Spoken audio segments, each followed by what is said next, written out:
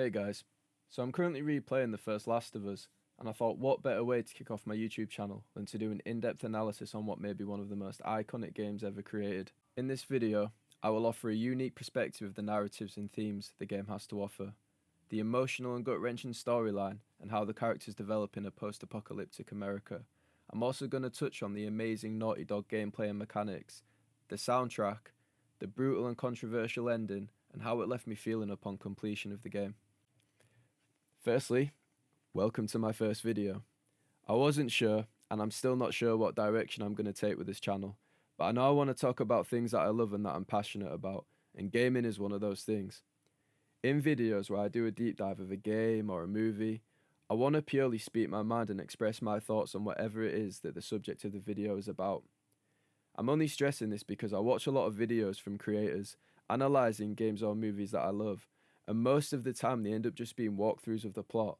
So in my videos I'm going to try and steer away from that approach, and instead I'm going to try and offer a more personal insight into whatever it may be I'm making a video about, because with this approach I find videos way more interesting, and if someone leaves my video thinking, I never thought of it like that, then that means my video was a success. So, with that being said, let's discuss the gaming spectacle, The Last of Us. Do I need to remind you what is out there? Once upon a time, I had somebody that I cared about. And in this world, that sort of shit's good for one thing. Getting you killed. So, I've just finished playing The Last of Us and wow, I'm speechless. It's rare I'll mention the number 10, but I don't think it's a stretch to say that this game is a 10 out of 10. There's so much to talk about in this game and it's going to be hard to even fit in one video.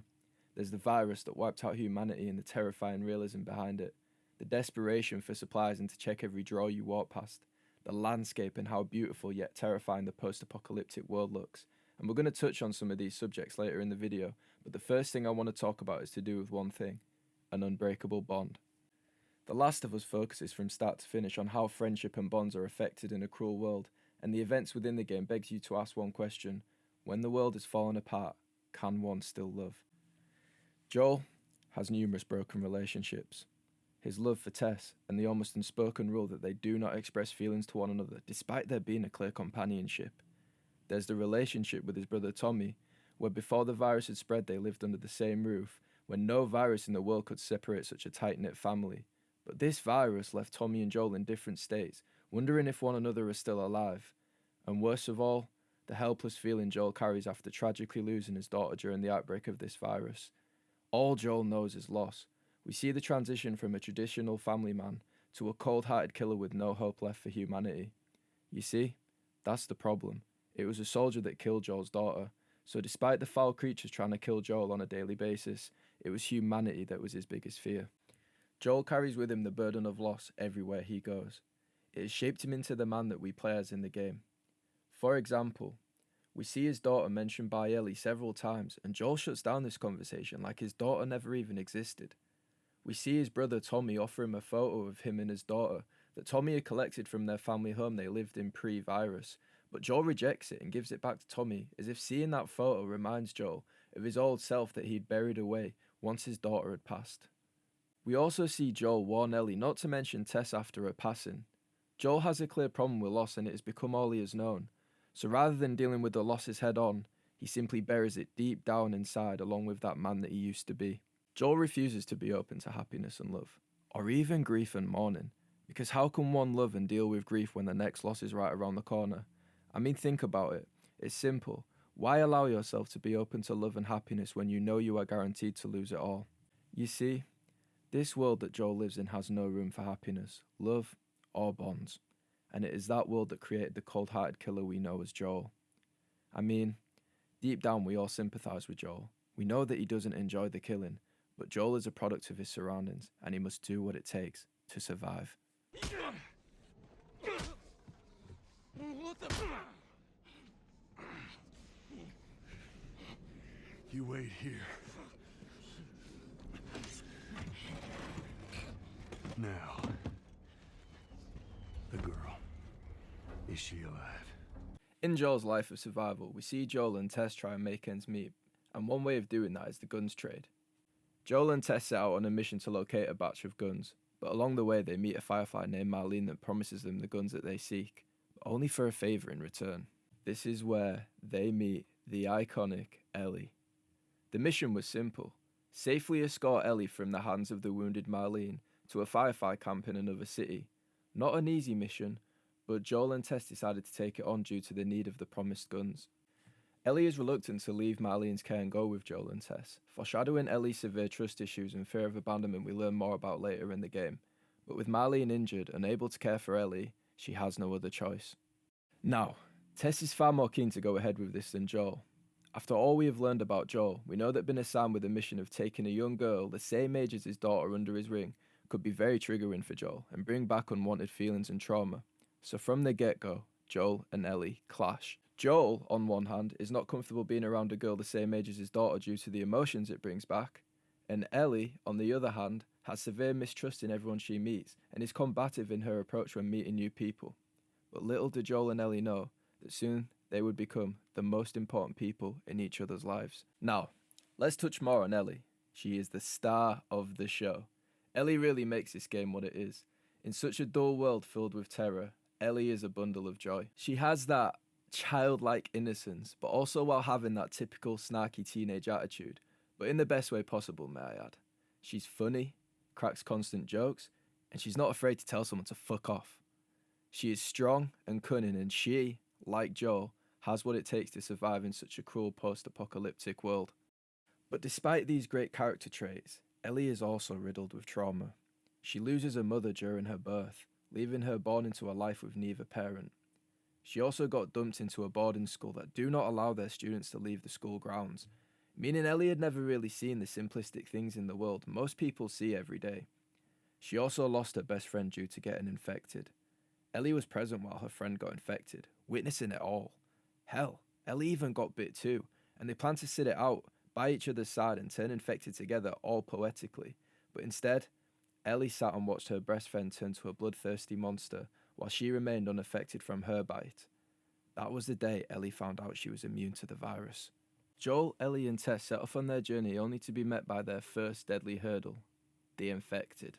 Now, I don't scare easy. I have loved horror movies since a kid and have become desensitized to your typical horror tropes, but the infected in this game are menacing. So, there are different types of infected, and starting with the most human-like of the infected creatures is the runners. They can charge at you frantically, barely giving you time to reload your gun. But on the other hand, Joel can fight these with hand-to-hand combat, so you could also say that they are the least dangerous, despite how aggressive they are. There's also the notorious clickers, named after the terrifying clicking noise that they make. Now, they are blind, but they have heightened hearing, meaning any faint noise will alert them of your whereabouts, and as soon as they hear you, it's a race against time to kill them before they eat you alive. The tension I felt having to tiptoe around these monsters due to not having enough bullets to fight them is something that I haven't felt before, knowing that if I take one wrong step, the mission to protect Ellie would all come crashing down. We also have the stalkers, and though they are more rare to come across in the game, they are probably just as haunting as the others. The stalkers are far more tactical in their approach. They are almost predatory as they hunt you down quietly and sneak up on you when you least expect it. But lastly, and maybe worst of all, we have the bloaters. The bloaters are the most dangerous kind of infected as they have been infected the longest, turning their skin into an almost armor-like bloated mess of fungus and flesh. They are extremely hard to kill, and bloaters must be avoided at all costs. Unfortunately, during the swarm of infected Joel, Ellie and Tess encounter, Tess got bit by a runner. This is a heartfelt death, as despite Joel showing a lack of emotion when discovering the bite, we know he is heartbroken by it.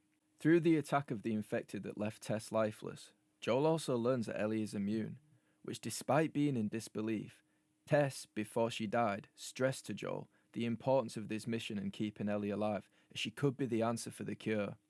So, we embark on the mission, but rather than being Tess, Joel, and Ellie, there was now only two, Joel and Ellie.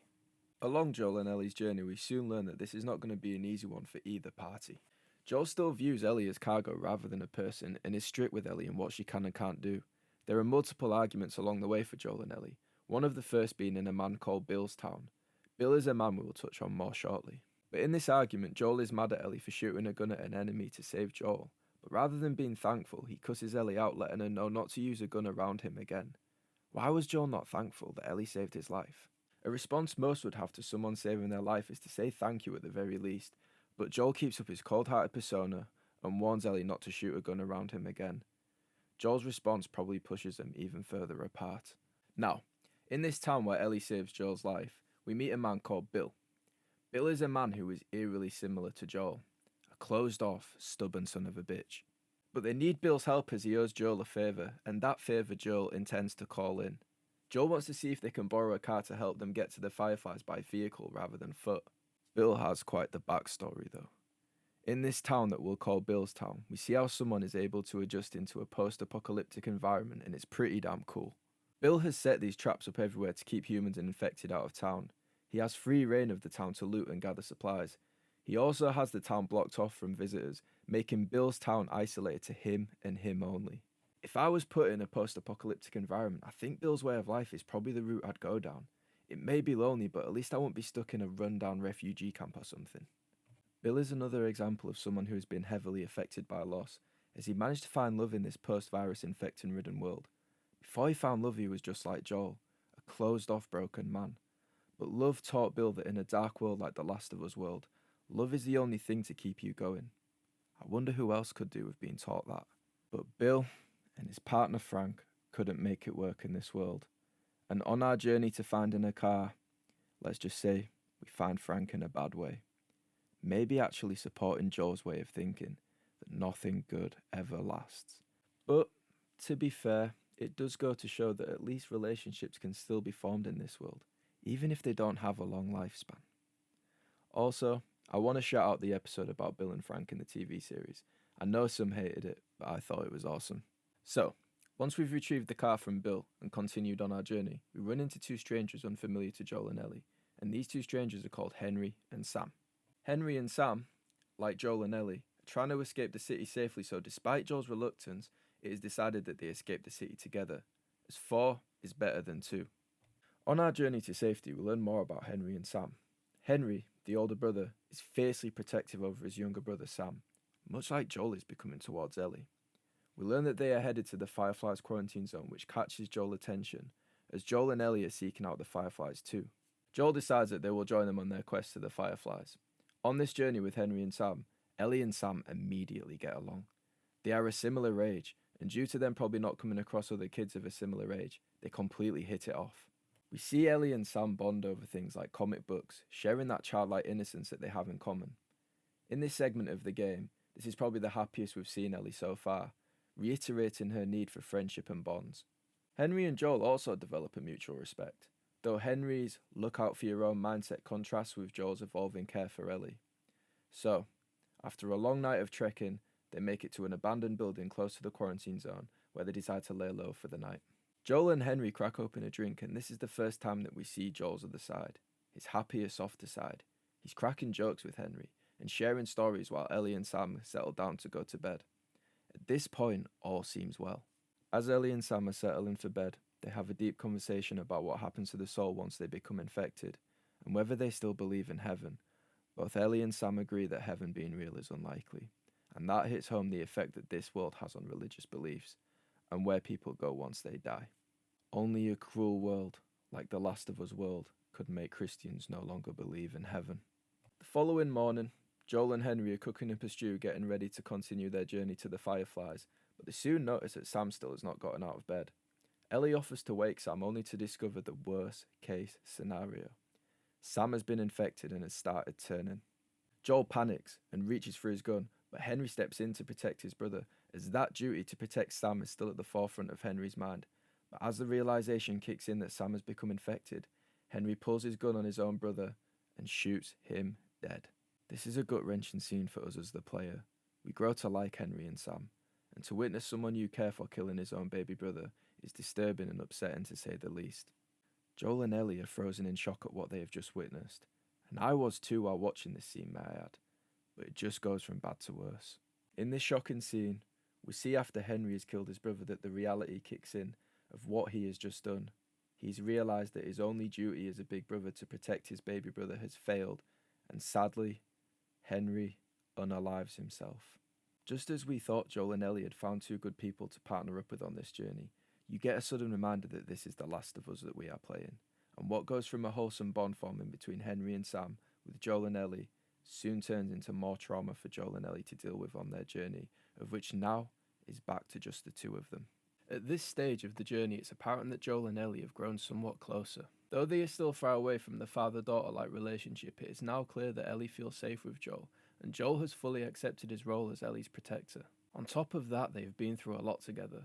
Losing Henry and Sam, losing Tess, fighting all the infected together. This has no doubt brought them closer. Unfortunately, the quarantine base Henry and Sam knew about was empty, so that left Joel no choice but to come up with the idea to go see his brother Tommy, as Tommy was a former Firefly and no doubt still had connections to them. This is tricky for Joel, however. Joel mentions to Ellie that they haven't seen each other for years after a relationship-ending argument, but desperate times calls for desperate measures. There is another reason that Joel wants to visit his brother though. Joel feels he is no longer fit to be the person to take Ellie to the Fireflies and wants to ask Tommy if he will take her instead. There could be a number of reasons for this. Is it Joel's fear of losing another person? Is it that he's reached his limit with fighting the infected and that his younger brother could be more fit for the job? Or is it that he feels a love for him and for Ellie that he cannot yet face and would rather distance himself from it? Joel's reasoning for wanting Tommy to take Ellie to the Fireflies is not fully clear, but one thing is for sure. It will not go down well with Ellie. So, we make it to Tommy's base, and to Joel's relief, Tommy welcomes Joel with open arms, putting aside any previous issues they once had. Tommy's base is rather intriguing, another insight to the tactics one could use to thrive in a post-apocalyptic world. Tommy's base is a hydroelectric dam in Jackson, Wyoming. It serves as a safe haven in the post-apocalyptic world, contrasting with the chaos and violence seen elsewhere.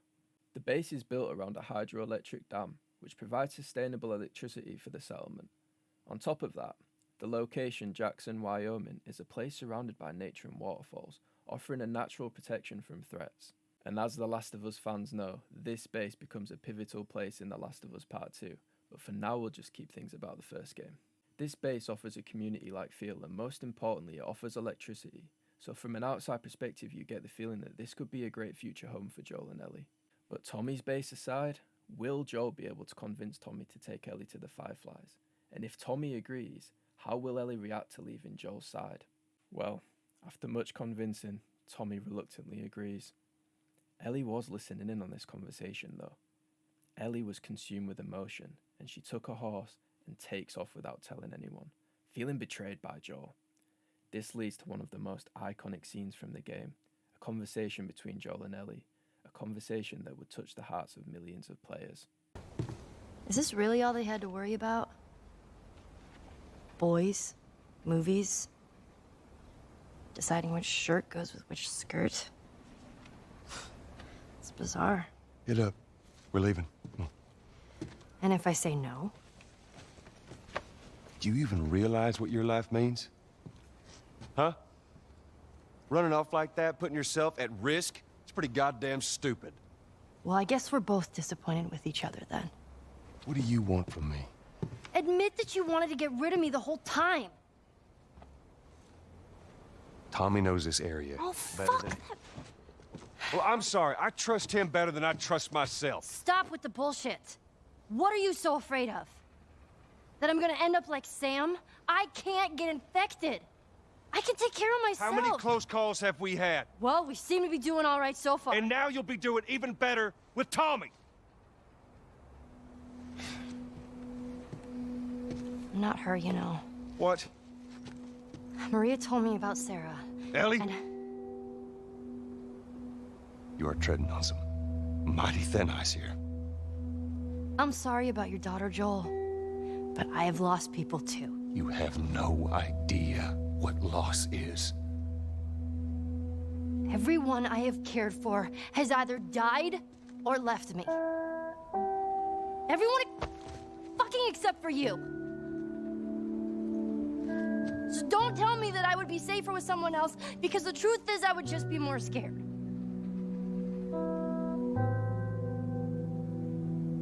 You're right. You're not my daughter. And I sure as hell ain't your dad. and we are going our separate ways. What a scene. It's crazy that I'm talking about a video game and saying the sentence, what a scene, like I'm talking about a movie. But that's one of the reasons that I love The Last of Us so much. It's pure cinema. And there's no surprise HBO snatched at the chance to make an adaptation of this beautiful game. In this fight between Joel and Ellie really pours her heart out to Joel. But Joel still keeps up his closed-off persona, shutting her down completely, telling her, "You're right, you're not my daughter." On paper, this argument could seem like a step backwards just when Joel and Ellie's relationship was starting to progress. But this argument between them probably actually closed the deal that Joel cares a hell of a lot more about Ellie than he'd like to admit. And after Ellie's outpour of emotion, Joel finally realizes how important he is to Ellie, and actually, how important Ellie is to him. Joel could no longer deny his feelings, and he could also not see a world where Ellie was not by his side. So just as Ellie and Tommy are about to take off together, Joel decides he has to be the one to take Ellie to the Fireflies. Ellie, without hesitation, gets off Tommy's horse and gets on Joel's. The duo are back together as one, and you can see the relief in Ellie's face, the relief of knowing she has got her father figure back. And once again, we are back on this journey, with just Joel and Ellie side by side. On the continued journey to the Fireflies, Joel gets in an accident. His stomach gets completely impaled by a spike and leaves him fighting for his life. And this begs the question, what will Ellie do with her protector completely debilitated? Ellie realizes the severity of the situation, drags Joel to his horse, picks him up when he falls to take his last breath, and refuses to let Joel die. For the first time in the game, the roles reverse and Ellie becomes Joel's protector, Joel's caretaker. The fate of Joel's life lies in Ellie's hands. This marks a turning point where Ellie realizes how much she needs Joel, not just as a protector, but as someone she loves. The scene transitions into winter, where Ellie has taken full responsibility for Joel's survival, hunting and scavenging to keep him alive. Whilst Ellie is out hunting, trying to gather supplies to help Joel get back to full health, she stumbles across two men, one of which being a man called David. David is a soft-spoken man. He seems kind, but he's suspiciously composed. Ellie does not trust this man from the jump. Ellie reluctantly agrees to trade supplies with David, as Ellie is in desperate need for medicine for Joel. Despite a standoffish trade, Ellie gets her medicine and rides off, hoping she will never encounter David again. This wasn't to be the case though. David's crew tracked Ellie back to the abandoned house she is caring for Joel at. Ellie spots this and tries to ride off to divert the gang away from an unconscious Joel, as she knew that David and his crew wanted Joel dead, because no surprise here, but Joel killed a number of David's men previously in the game. What could have been an innocent trade of supplies between two desperate survivors soon turns into a desperate situation where a group of men are trying to hunt Ellie down. Ellie is frantic as she has not been in a situation like this before, especially without her protector Joel by her side. This could get ugly. Real ugly. Now, those who have played the game or watched the show, which I'm assuming if you're watching this video you are one of those people, know that David is the creepy cannibal guy I touched on at the start of the video. This was not a case of a basic robbery from a gang in need of Ellie supplies. This was something worse. Much worse. Because these men weren't after Ellie's supplies. They were after food. And little did Ellie know, she was next up on the menu. Unsurprisingly, Ellie wasn't able to outrun these men for long, and she was soon captured and imprisoned, all while Joel was still barely conscious. Luckily, Ellie had injected Joel with an antibiotic before she left to divert David's gang, so as he awakens he notices Ellie's gone, and that something must be wrong. Now, what follows, in my opinion, is maybe the scariest segment of the game. Ellie escaped the cell that she was placed in, and ends up fighting David in a diner in the town. This segment had me literally screaming. David would jump out and try and grab Ellie, and the way he crawls around stalking Ellie in the diner as we try and run away from him is just terrifying. Luckily though, Ellie sneaks up on David and stabs him multiple times, but even after the third stab, David will just not die, and he pulls Ellie to the ground and reaches for a machete, but Ellie gets to it first, and Ellie, in pure survival mode, grabs the machete and brutally kills him. Ellie repeatedly hacks at his face and body, screaming in rage and trauma. Joel at this point had tracked Ellie down after brutally torturing two of David's men to find out where he took Ellie, and he pulls Ellie off David's dead body. Ellie, covered in blood, is shaking and in shock when Joel finds her. Joel gently grabs her and says, "It's okay, baby girl. I've got you." This is a huge moment, as it's the first time Joel calls Ellie baby girl, a term he once used for his late daughter, Sarah. Ellie, still dazed, clings to him as they leave the burning building. This segment is brutal, horrifying, and makes us sympathetic to say the least towards Ellie. Ellie, on her duty to protect Joel, got herself dragged into something that no teenage girl should go through. Situations like these are ultimately the making of Ellie, a traumatized killer, just like Joel. This was the final straw that stripped away the last bit of Ellie's innocence. She doesn't just kill David, she butchers him in rage and trauma. She is no longer a kid just trying to survive. She has experienced true horror. Joel holds her and comforts her as they prepare for the last stretch of their journey. After the traumatic experience in the winter section, Joel and Ellie finally reach Salt Lake City, where the Fireflies have a base in St. Mary's Hospital, but the journey has changed the both of them. Ellie is withdrawn and distant, still processing her trauma. Joel is more open and protective, treating Ellie like a daughter. But before they reach the hospital, there is one speck of joy that I want to touch on. It's only for a split moment, but it really moved me, so I felt like it was worth mentioning. Ellie and Joel encounter a stranded family of giraffes, and the message that I took from this scene is that moments of joy are really hard to come by in this world, and come and go with a click of a finger. When Ellie spots these giraffes, she's overjoyed and overwhelmed with excitement as she's never seen such a beautiful animal up close. And me, as the player, had just played through a very dark segment of the game that left my mood a little on the worse side, so getting to interact with these giraffes was a really cool uplifting moment. I took some time to stop what I was doing and observe them, but soon they were far into the distance and had gone out of vision. And what really hit home for me that even as the player, moments like these are really hard to come by and only last for a couple of minutes, hell, maybe even seconds. So even though it was a nice distraction from the reality of all the misery I've just played through, with a click of a finger, I was right back into that reality, and I got a reminder that good things never last in this world, and it really hit home for me how Ellie and Joel must be feeling through all of this. Precious moments like this may be refreshing, but it's just a distraction from the darkness right around the corner. Now Ellie and Joel have reached the hospital run by the Fireflies, we've reached the finale and the climax of the game. A finale and a climax that would stamp its legacy on gaming culture as one of the most controversial endings in gaming history. Let's get into it. So, as they reach the hospital, Ellie and Joel cross a flooded section, where Ellie nearly drowns. While trying to revive Ellie, Joel gets knocked out by a group of Fireflies, and they take Ellie away. Joel wakes up in the Firefly hospital, where he is confronted by Marlene, the Fireflies leader from the start of the game who assigned Joel with the mission to smuggle Ellie in return for those guns. Well, she goes on to explain to Joel that Ellie is being prepared for surgery, and this surgery consists of removing the cordyceps infection from Ellie's brain to create the cure, but doing so will actually kill her. Ellie is unconscious and unaware of this situation. This is how Joel reacts.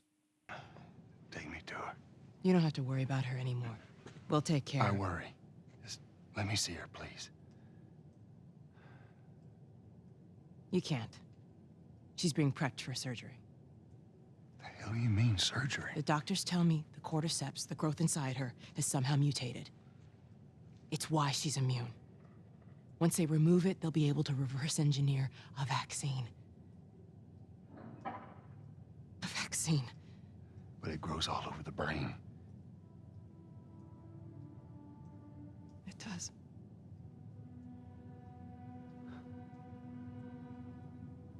Find someone else. There is no one else.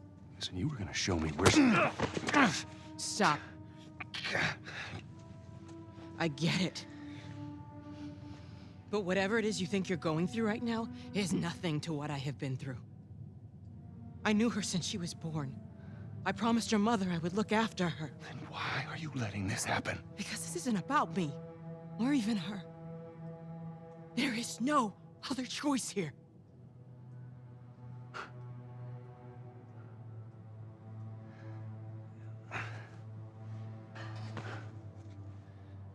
Yeah, you keep telling yourself that bullshit.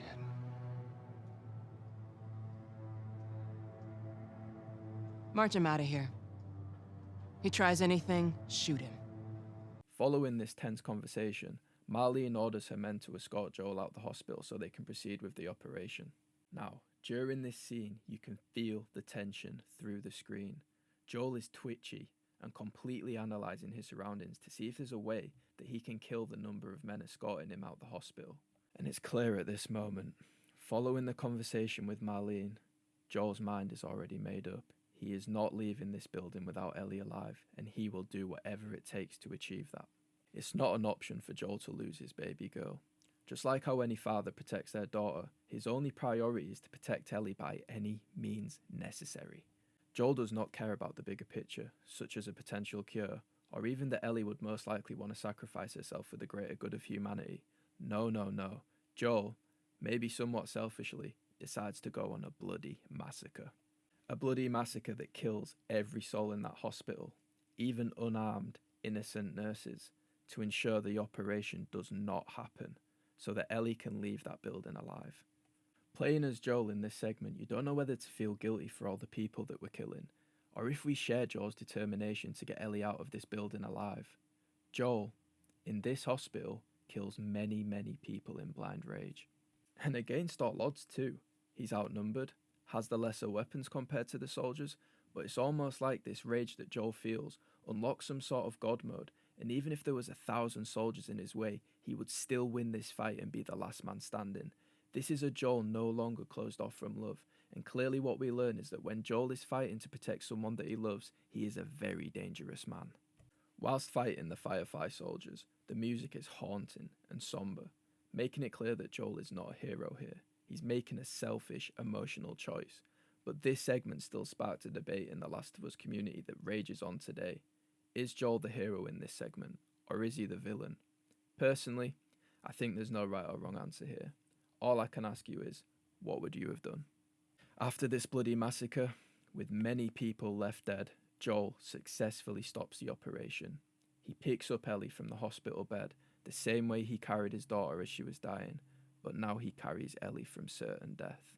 Joel escorts Ellie out the hospital. In the car park, Joel gets confronted by someone he had not yet killed in this massacre. Marlene. You can't save her. Even if you get her out of here, then what? How long before she's torn to pieces by a pack of clickers? That is, if she hasn't been raped and murdered first. It ain't for you to decide. It's what she'd want. And you know it. Look. You can still do the right thing here. She won't feel anything.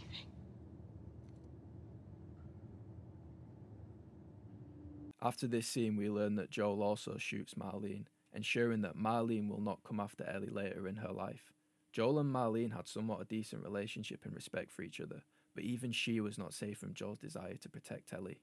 But it almost seems like Joel killing Marlene was not just about protecting Ellie from the Fireflies, but also to protect the lie he was about to tell Ellie.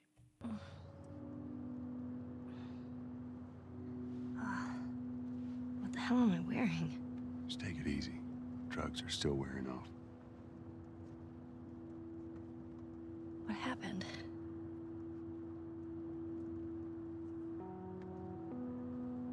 We found the Fireflies.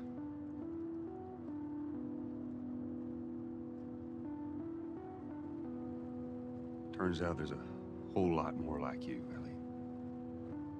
People that are immune. There's dozens, actually. Ain't done 'em a damn bit of good, neither.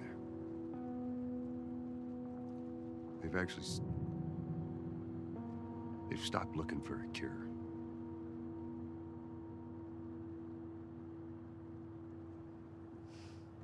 I'm taking us home. The game ends with Joel and Ellie walking back to Tommy's settlement. As they stop on a hill, Ellie turns to Joel with doubt in her eyes. Come on. Hey, wait.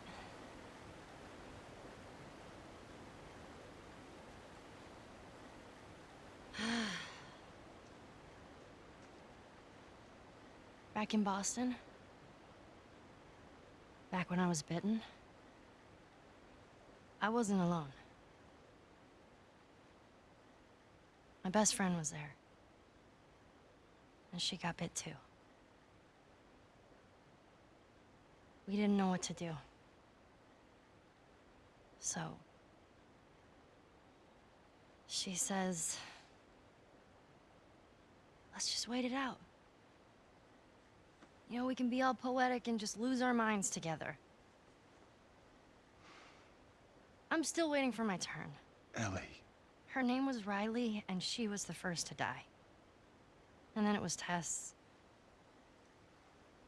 And then Sam. None of that is on you. You don't understand. I struggled for a long time with surviving. And you... no matter what, you keep finding something to fight for. Now, I know that's not what you want to hear right now. Swear Belle, to but me. Swear to me that everything that you said about the Fireflies is true. I swear.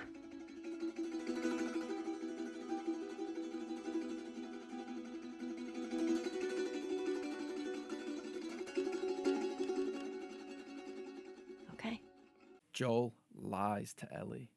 Joel swears to Ellie that there was no cure while looking at her dead in the eyes, something he had avoided doing when lying earlier in the game.